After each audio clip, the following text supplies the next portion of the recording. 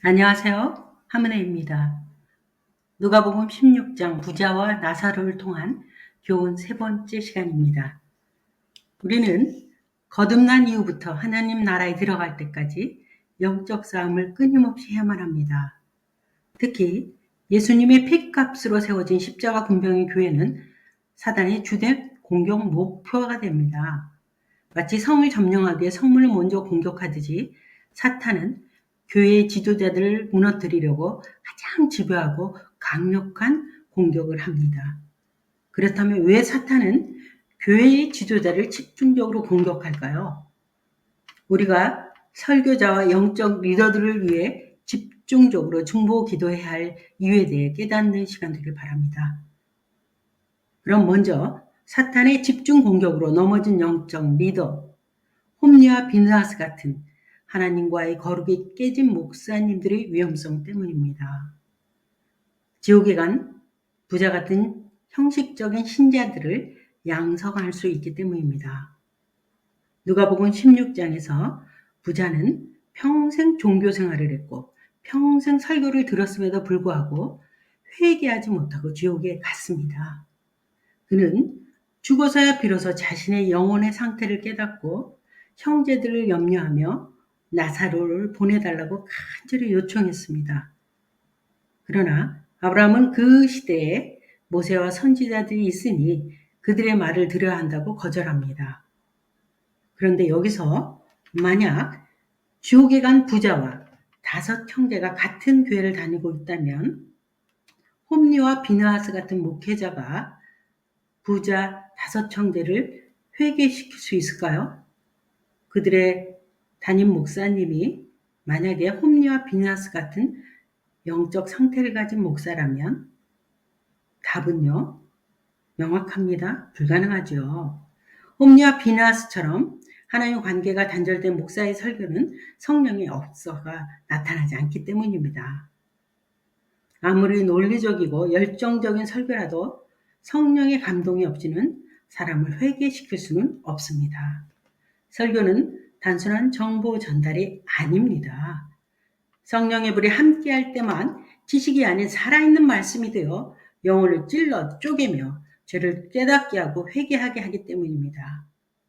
하지만 설교자가 홈리와 비느하스처럼 하나님과의 관계가 거룩하지 못하다면 그의 설교는 아무리 논리적이고 잘 짜여진 본문을 가지고 열정적으로 전달을 했다고 해도 감정적으로 은혜는 끼칠 수는 있어도 지옥을 향해 가고 있는 부자의 5 형제들의 영혼의 회개는 절대로 일으키지 못합니다.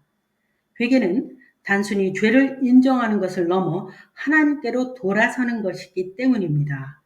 마귀가 사로잡고 있는 영혼은 반드시 성령의 능력만이 그 쇠사슬에서 풀려낼 수 있기 때문입니다. 모든 성경을 인용하기에 그 말씀이 정확하게 맞는 말씀일지라도 그거는 지식일 뿐 살아 움직이는 말씀의 검은 오직 성령의 역사만을 일으키기 때문입니다. 그러므로 설교자의 영적 상태에 따라 그 말씀을 들은 결과가 그렇게 판이한 것은 바로 이 때문입니다.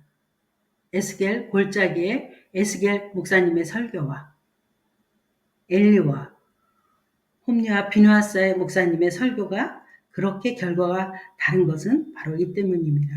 그렇기 때문에 설교자의 거룩의 중요성을 깨닫고 우리 모두가 그들을 위해서 중보 기도를 해야 할 이유입니다.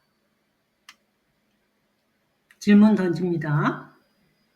교회를 집요하게 공격하는 사탄은 음란과 재정에 대한 죄를 지은 홈리와 비느하스의 목사님의 회개를 방해합니다.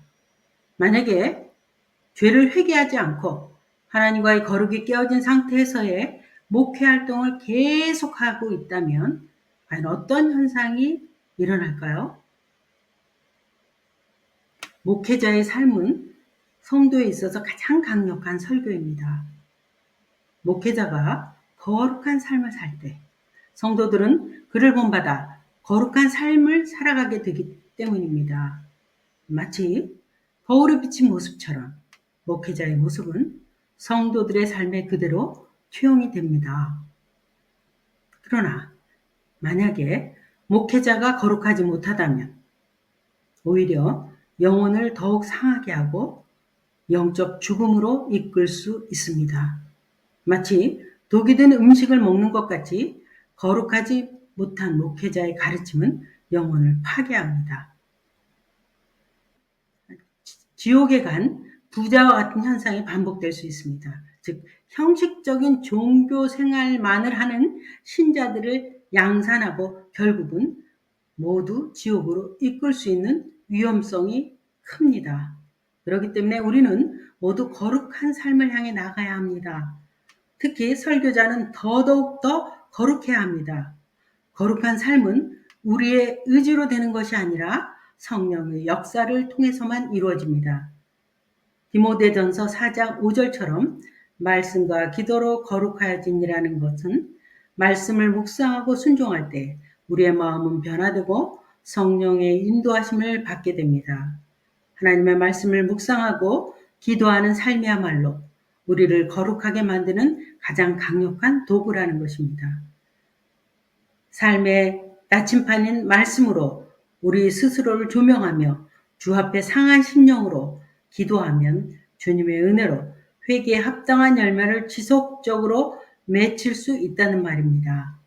지옥에 간 부자의 애절한 절규를 기억하며 영혼을 살리는 진정한 설교자가 될 수 있도록 우리는 모두 진고 기도해야만 합니다.